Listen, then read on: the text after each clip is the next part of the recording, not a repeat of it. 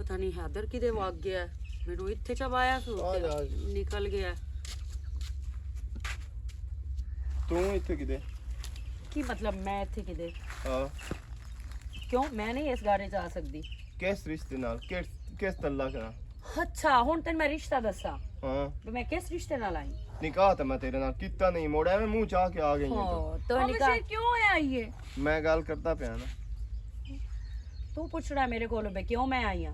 ਤੇ ਹੋਰ ਇਹ ਕਿਆ ਮੇਰੇ ਪੁੱਛਣਾ ਚਾਚੇ ਦਾ ਘਰ ਹੈ ਤੇ ਮੈਂ ਓ ਇੱਥੇ ਹੈਲੋ। ਕਿਸੇ ਟਾਈਮ ਵੀ ਆ ਸਕਦੀ ਆ। ਚਾਚਾ ਕਿਦੇ?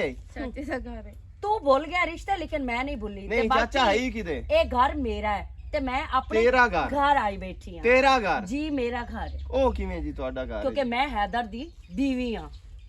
ਕੀ ਆਂਦੀ ਪਈ ਉਸ ਹੈ ਤੂੰ? ਹਸੀਅਤ ਨਾਲ ਮੈਂ ਇਸ ਘਰ ਦੀ ਮਾਲਕਣ ਆ।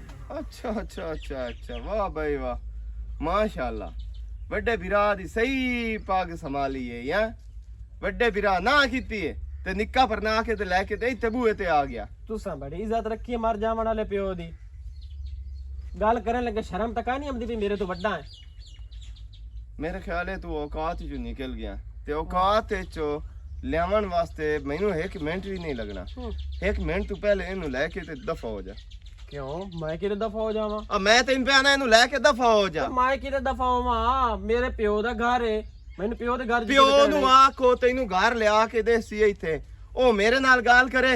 ਇਹਦੇ ਚ ਮੇਰੀ ਸਾਰਿਆਂ ਤੋਂ ਜ਼ਿਆਦਾ ਮਿਹਨਤ ਹੋਈ ਹੈ, ਸਮਝ ਆਈ ਹੈ ਨਾ? अच्छा ਤੇ ਉਹ ਇਹ ਮੈਂ ਦੱਸੋ ਵੀ ਜਿਹੜਾ ਮਰ ਜਾਵਣ ਵਾਲਾ ਪਿਓ ਆਈ ਨਾ, ਉਹਦੇ ਅਸੀਂ ਦੋ ਹੀ ਪੋਤਰਾ ਸੀ ਤੇ ਦੋਵਾਂ ਦੇ ਵਿੱਚ ਬਰਾਬਰਾਂ ਤੇ ਜਾਇਦਾਦ ਤਕਸੀਮ ਹੋਣੀ। ਇਸ ਦੇ ਵਿੱਚ ਤੈਨੂੰ ਰਹਿਣ ਦਾ ਹੁਣ ਕੋਈ ਹੱਕ ਨਹੀਂ ਤੇ ਨਾ ਮੈਂ ਰਹਿਣ ਦੇਣਾ ਹੈ ਤੈਨੂੰ।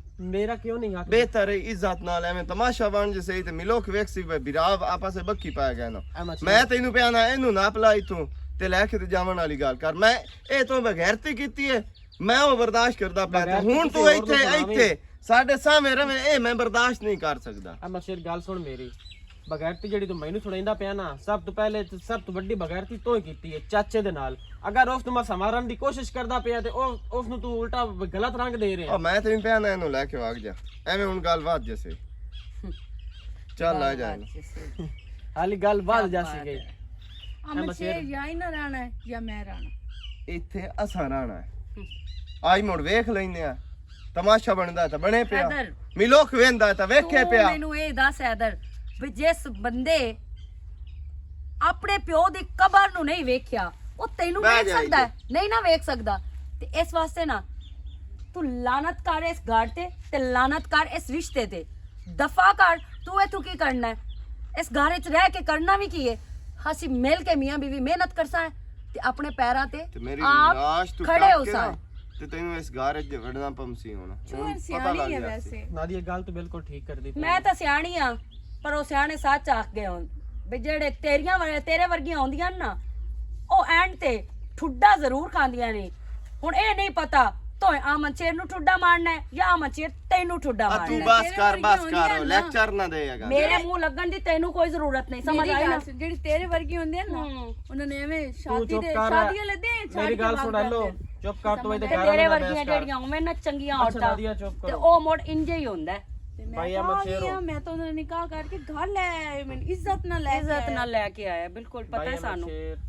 ਮੈਂ ਆਖਰੀ ਵਾਰੀ ਤੁਹਾਨੂੰ ਕਹਿਣਾ ਬਿਹਤਰ ਇੱਜ਼ਤ ਇਸੇ ਦੇ ਵਿੱਚ ਸਾਡੇ ਦੋਵੇਂ ਵੀਰਾਵਾਂ ਦੀ। ਇੱਥੇ ਅਸੀਂ ਇਤਫਾਕ ਨਾਲ ਰਹੀਏ, ਨਾ ਤੁਹਾਨੂੰ ਕੋਈ ਗੱਲ ਕਰੇ ਨਾ ਕੋਈ ਮੈਨੂੰ ਗੱਲ ਕਰੇ, ਠੀਕ ਹੈ? ਤੇ ਤੈਨੂੰ ਆਪਣਾ ਘਰ ਸੰਭਾਲ, ਮੈਂ ਆਪਣਾ ਘਰ ਤੈਨੂੰ ਮੈਂ ਆਂਦਾ ਪਿਆ ਇੱਜ਼ਤ ਇਸੇ ਚਾਹੀ ਬਈ ਤੂੰ ਚੁੱਪ ਕਰਕੇ ਰਫੂ ਚੱਕਰ ਹੋ ਜਾ। ਮੈਨੂੰ ਮਰਨਾ ਵੀ ਪਿਆ ਨਾ ਤੇ ਮੈਂ ਹੁਣ ਇਹ ਜੰਗ ਛੇੜੀਏ, ਮੈਂ ਤੈਨੂੰ ਲੜ ਕੇ ਵੀ ਕਹੀਸਾਂ ਐਂ ਚ ਕਦਮ ਚਾ ਮੋੜੀ ਥਾਈ ਪਤਾ ਲੱਗ ਜਾਸੀ ਬੇ ਤੂੰ ਵਰਦਾ ਅਸੀਂ ਥੁੱਕਦੇ ਵੀ ਨਹੀਂ ਤੇਰੇ ਤੇ ਨਾ ਤੇਰੇ ਘਰ ਤੇ ਲਾਂਤੀ ਆ। बेशरम, कितनी बेशरम है।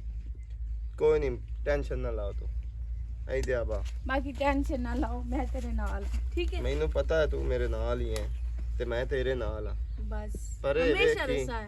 राती जे सुत्ते पे होइए ना उत्ते ना चाड़िया मी ओ ना मेरा याना निकलिया पिया वे।